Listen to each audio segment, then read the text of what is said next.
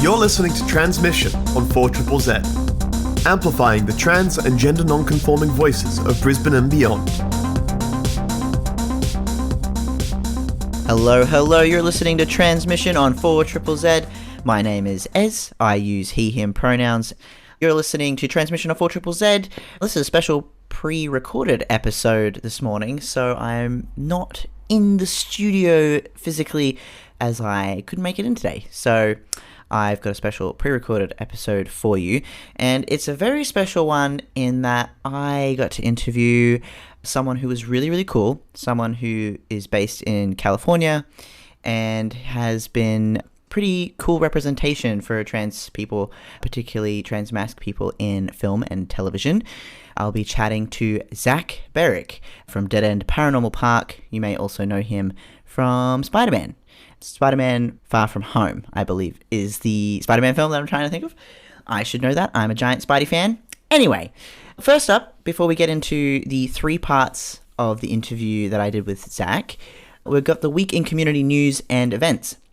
So, QC Mental Health Week gathering of 2022 down at New Farm Neighbourhood Centre on Saturday, October 15th from 11am till 3pm. Join us for a community-inclusive art workshop, barbecue and games day for all LGBTQIA+ community members and allies to come together, celebrate and discuss community health and how inclusive safe spaces can contribute to developing a positive relationship with mental health, the sense of self, and the community through art and alternative board games with the addition of an all-inclusive barbecue. This is a free event put on by QC, and if you'd like to register to check it out, you can head over to the Transmission Facebook page at Trans Radio with a Z. All the events that I mentioned throughout this segment will also be posted on the Transmission Facebook page should you wish to have some more information. There is also Evil Zed, which is coming up at the end of the month on the 29th of October, which is a Saturday, from 2pm onwards till late at Greases in Fortitude Valley.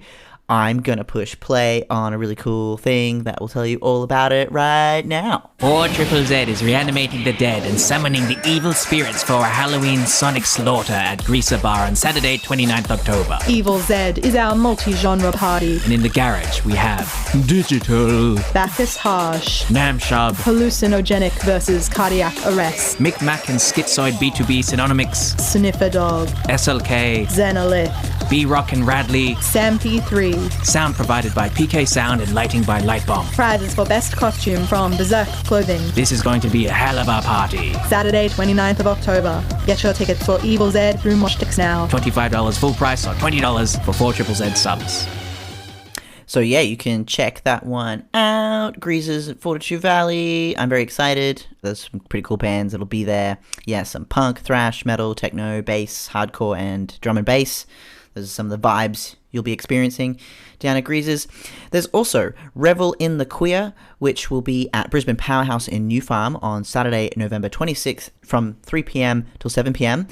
Come one, come all to the Pleasure Dome as Revel in the Queer takes over in an exhilarating celebration of the young and the young at heart. Young LGBTQIA+ and questioning people are invited to this uplifting safe space for an afternoon extravaganza of queer culture and identity.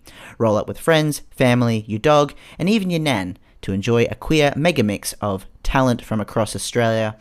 Revel in the afternoon sun, rejoice in spectacular performances, delight in delicious food, and connect with the community to conjure bright futures together. This is also another free event, the registration for that will all be up on the Transmission Facebook page at Trans Radio with a Z. Then also in November is Queer Stories Brisbane for Melt, which will be located at the Brisbane Powerhouse in New Farm as well on Sunday, November 27th at 4pm. So that'll be the day after Revel in the Queer. Queer Stories returns for Melt with an incredible lineup of LGBTQIA+ storytellers, including Benjamin Law, Lara Toms, Ivy Hawke, Dylan Mooney, and more to be announced. Vulnerable and fierce, hilarious and heartbreaking, Queer Stories features unexpected tales of pride, prejudice, resilience, and resistance. Celebrate the culture and creativity of the LGBTQIA+ community. one true story at a time. This will be hosted by Maeve Marsden, with more of the stellar lineup to be announced. This show will also be Auslan interpreted. We are now moving into some news, and I've got some international news to discuss today. So Brazil elects trans politicians to federal Congress.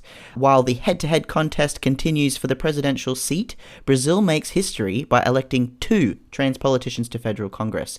According to the National Association for Trans People in Brazil, this election saw 80 trans politicians running for federal and state Congress, which was a record-breaking number in of itself, let alone the 2 seats won by Duda Saliba from Minas Gerais and Erica Hilton from Sao Paulo. Duda Saliba won with over 200,000 votes, making her the 3rd most successful candidate in the state's history.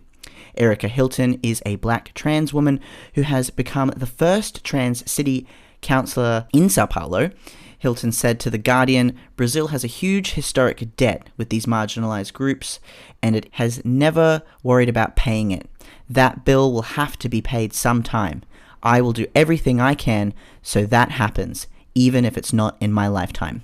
Brazil's election process concludes on October 30th to see if far-right Jair Bolsonaro will keep his presidency, or if it will be taken by left-wing Luiz Inácio Lula da Silva. The next Brazilian president will take office in January 2023. So yeah, that's all I have to report on news. We are now about to head to a really cool track. This one is by June Jones. It's called Hoodie Girl. It does require a language warning. And when we come back, I'll push play on our awesome interview with Zach Berrick.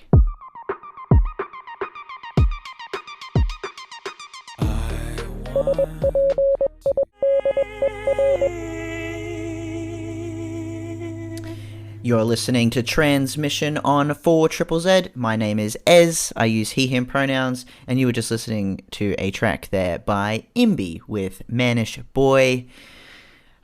You're listening to a very special pre-recorded episode of Transmission. Today, we've got a special interview coming up as well. I had the privilege of chatting to Zach Berrick, who is a transgender actor, singer, and comedian from Chicago who is featured in film and television. He is credited as the first openly transgender actor in a Marvel film, Spiderman Far From Home, as well as the voice of Barney from Dead End Paranormal Park on Netflix. I had a really lovely time chatting with Zach the other day, and I decided to split our conversation up into 3 parts, so we'll be taking a couple of breaks through this interview today. But yeah, without further ado, let's get straight into chatting with Zach.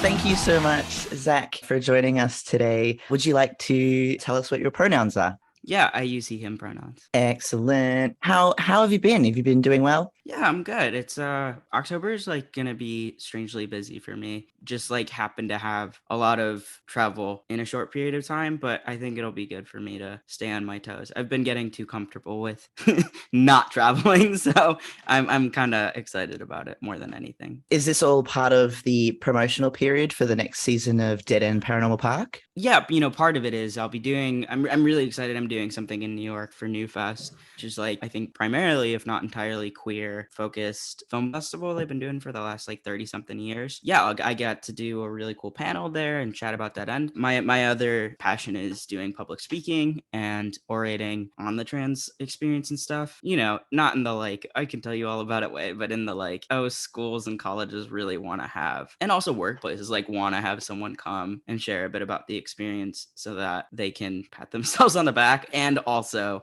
encourage those students and help them feel safe. So I like doing it because it feels a bit like, it's almost like I do stand up as well. And it's a bit like that, except I throw in some educational materials as well. Yeah, you're quite diverse in your range of creative and entertainment arts that you're involved in, with singing and comedy and acting. How have you found navigating the entertainment industry as a trans person? Yeah, so it's interesting. You have the asset of being someone that can provide a unique perspective, and then the wall that you're climbing is the one that nobody wants to hear it. Nobody that has the power is necessarily always looking for that, right? Like oftentimes a writer's room will look sooner to a consultant than they will an actual trans writer. And that is a problem. I have friends that do the consulting business, and I'm really glad that is in practice because I'd rather that than nothing. I think it's really tough to push for something that hasn't been the norm. And it's funny because just everyone I know that's a writer that's trans is like supremely talented and hilarious, because I think that's how we work through our trauma.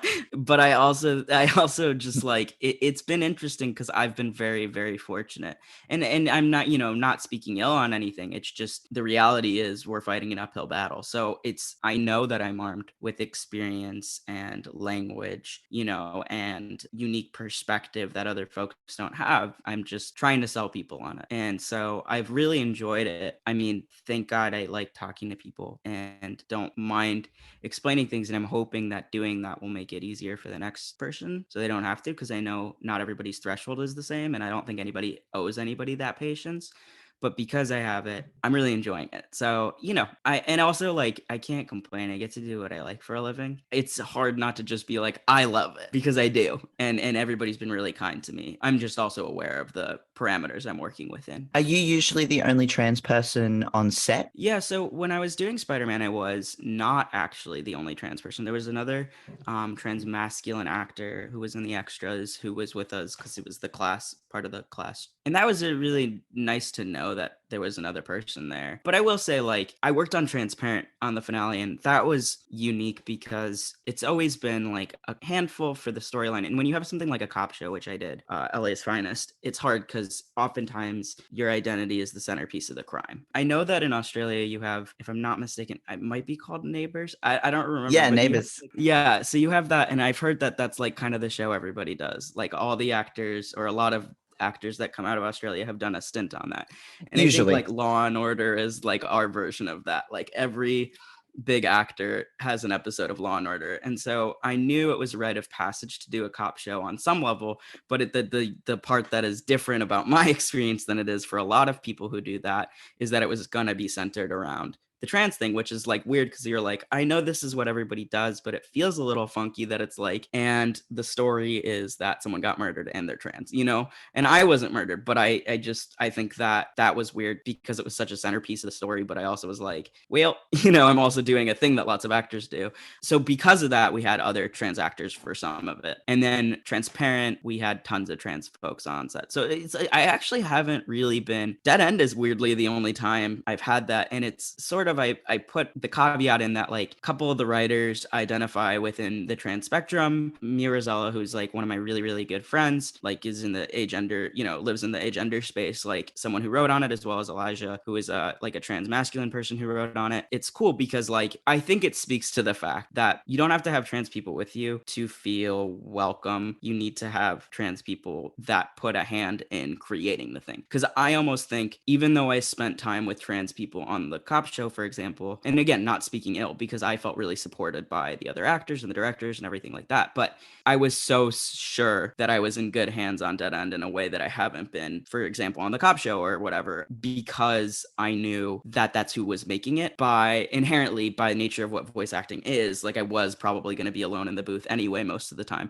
So I was not with other trans people, but I was on some level more so with them because they were literally writing it, and we had queer people involved in every process. I mean, our voice director is a queer woman. Hamish is someone who like lives in the queer man space, or I think maybe not even that, I think somewhere identifies also in terms of gender on a spectrum. And I think like we just created something that was going to be like queer in its DNA. Like it is like so queer that almost like without having like loads of queer people or trans people like necessarily in the booth with me, it still felt so familial, you know? That's really cool. And it can be so hard, I guess, even outside of that space, at the entertainment space and working in film, to have spaces where, you know, you can recognize yourself or your transness and queerness in the spaces around you. So it's really nice to hear that you're having such positive experiences working, and I'm very excited for you.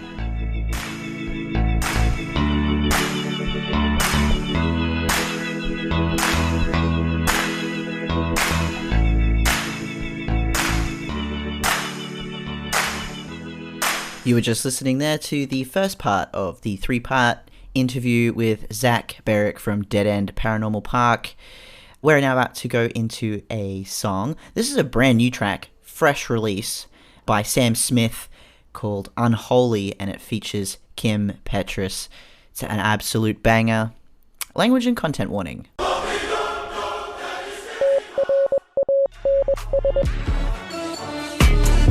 Hello, you're listening to Transmission on 4ZZZ. My name is Ez. I use he, him pronouns, and you're about to move into the second part of my interview with Zach Berrick from Dead End Paranormal Park. You may also know him from that scene in Spiderman Far From Home on the bus on their school trip. That is also Zach in there. Zach is, an excellent actor, singer, and comedian from Chicago, and I've been having a lovely chat with him about trans representation and life in film. This next part we'll talk a bit about some voice acting and trans voices in a literal sense. So I'm just gonna push play and we'll get into part 2.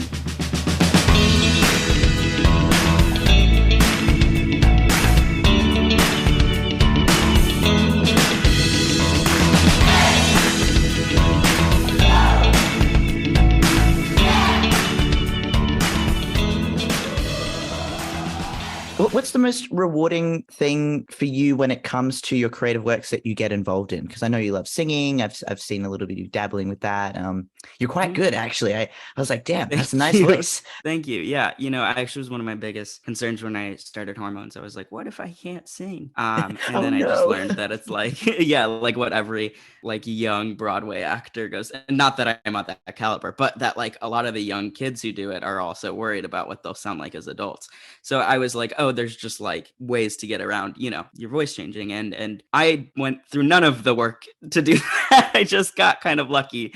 I enjoy singing and enjoy my voice. And the reality is though, like there are methods. So it's one of those things where it's like, well, we just have so few conversations about like trans voices and that kind of like science behind that like, you don't readily think of the like resources available for that. I think the most rewarding thing, well, on some level voice acting, because all acting, right? Because like physically being on screen, I think is really, really meaningful. And I think my first love will always be on camera acting. But the reason I say voice acting has been really impactful is that I think like going back to the trans voices thing, to tie it together, our voices are so unique, right? Like, first of all, not everybody takes hormones. So what a trans man sounds like sometimes isn't, a deep voice, or that was kind of something that kind of came across my mind while I was working on it. Trans femme people sound all different ways. And that like the reality is not everybody has that experience, but like trans voices are really unique because of the variety of our experiences. But even like myself versus another person who also takes hormones, testosterone,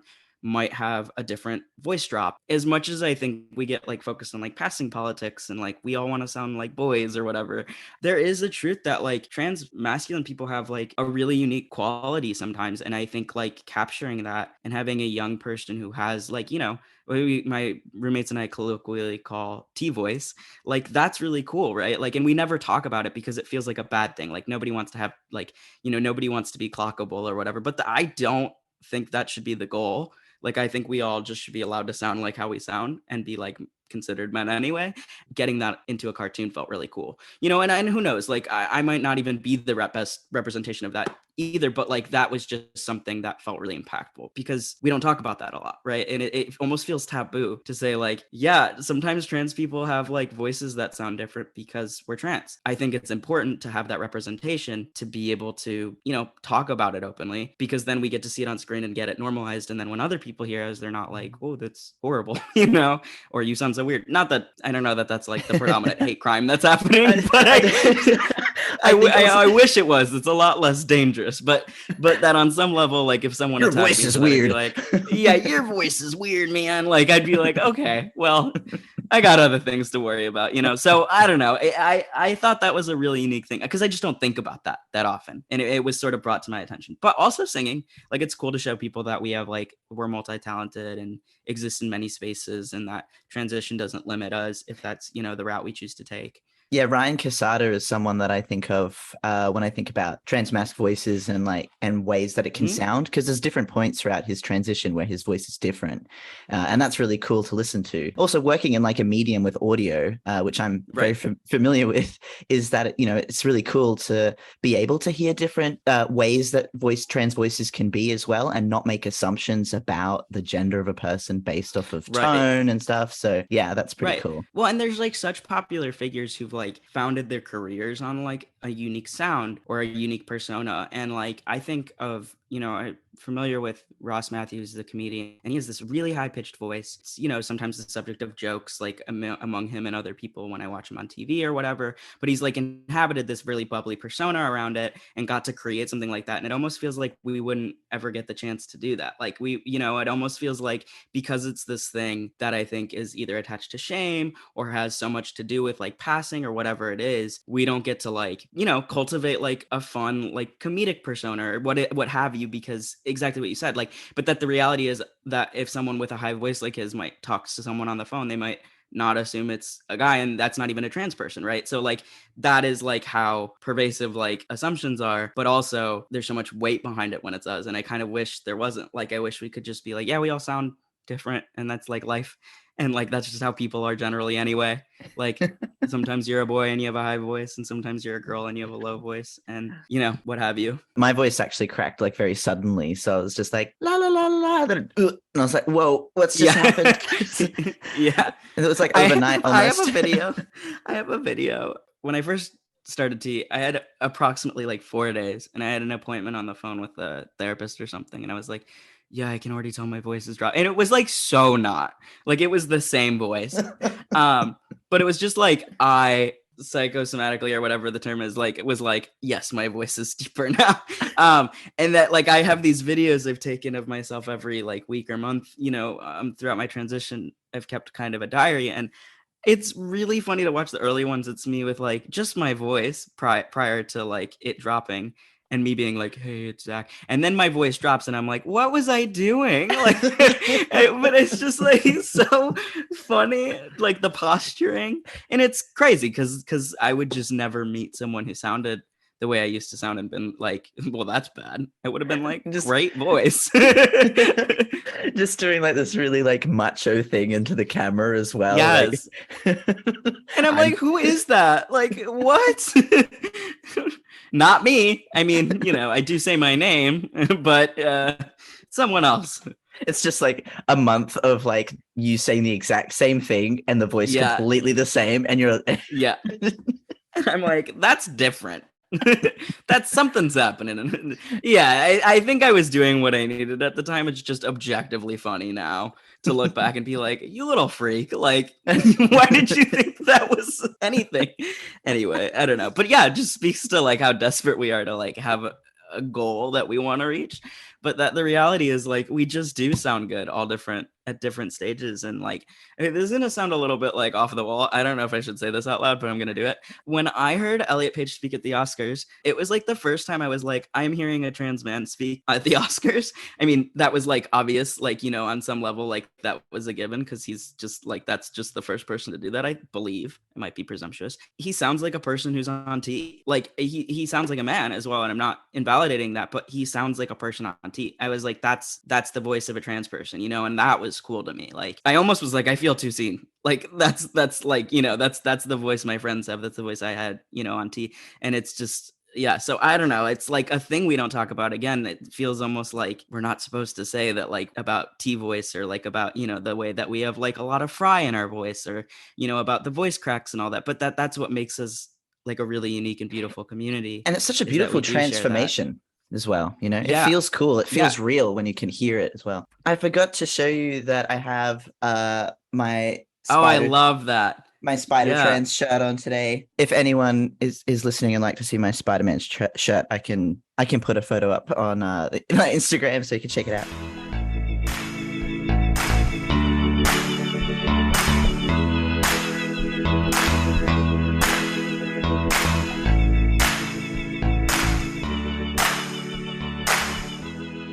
You're listening to Transmission on 4ZZZ.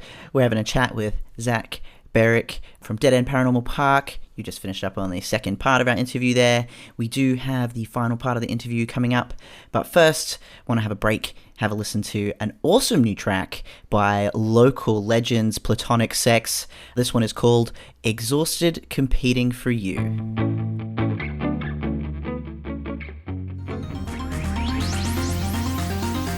Amplifying the voices of the trans and gender non-conforming community of Meanjin, Brisbane and beyond.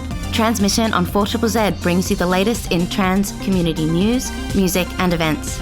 Every Tuesday from 9am till 10am. Join our team of hosts for an hour of celebrating the unique perspectives of the trans community. Transmission, Tuesday mornings from 9am till 10am on 4ZZZ. That's right, you're listening to Transmission on 4ZZZ. My name is Ez, I use he, him pronouns, and we're coming to the tail end of our episode today. This is the final part of my interview with Zach Berwick from Dead End Paranormal Park. Having such a great chat with him. So this final part of the episode will be the wrap-up, the final section of my interview with him. So yeah, I'm gonna push play again.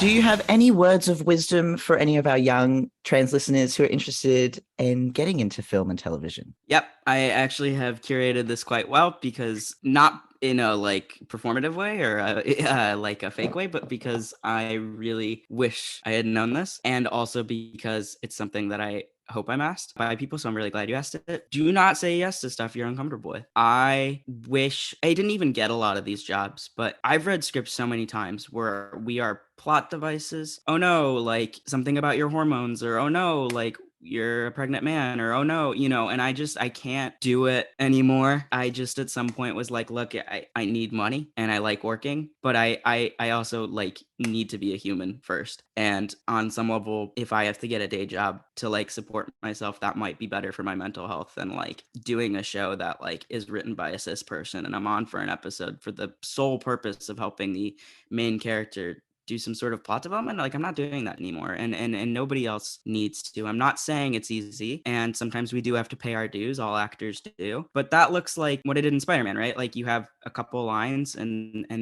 and that's just it, and it's not a big role and it's a little disappointing, but like that's that, like that's how you pay your dues. You shouldn't have to talk about how hard your life is all the time and how you're this nomadic angsty teen or what have you trope they want to throw in there. And I just wish I had known that earlier. And that's not me dissing anybody that's a writer. You're doing your best and I totally understand it, and I respect and appreciate that people are trying to put us in things.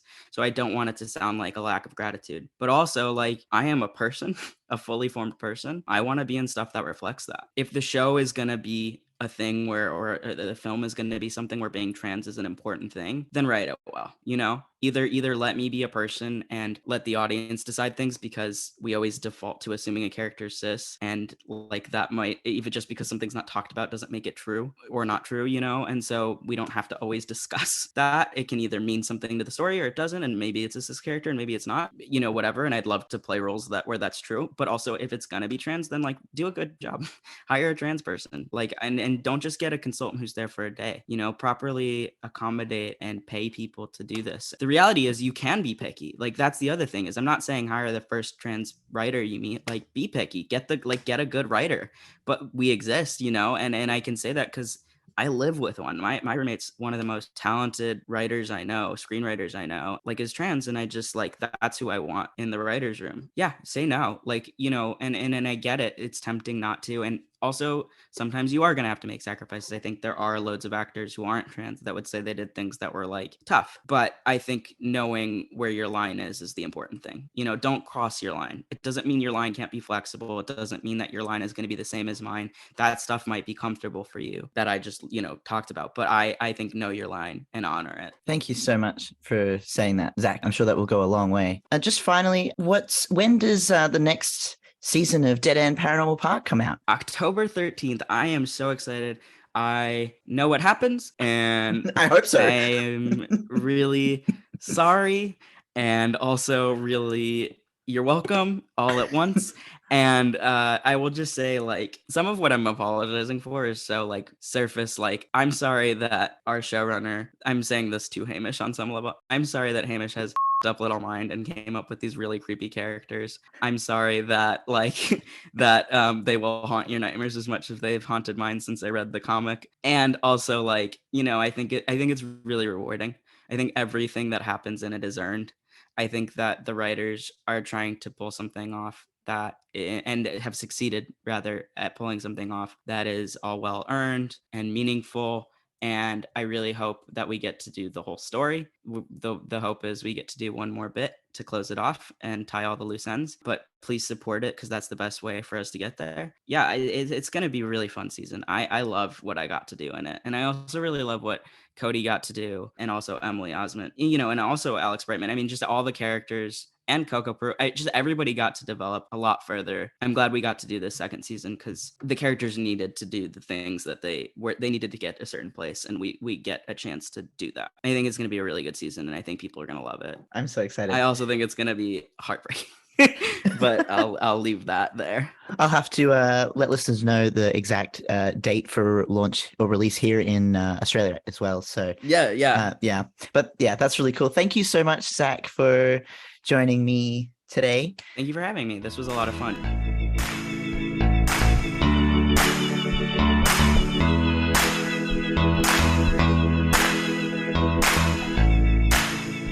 Hi, I'm Zach Barrick, and you're listening to Transmission on 4ZZZ.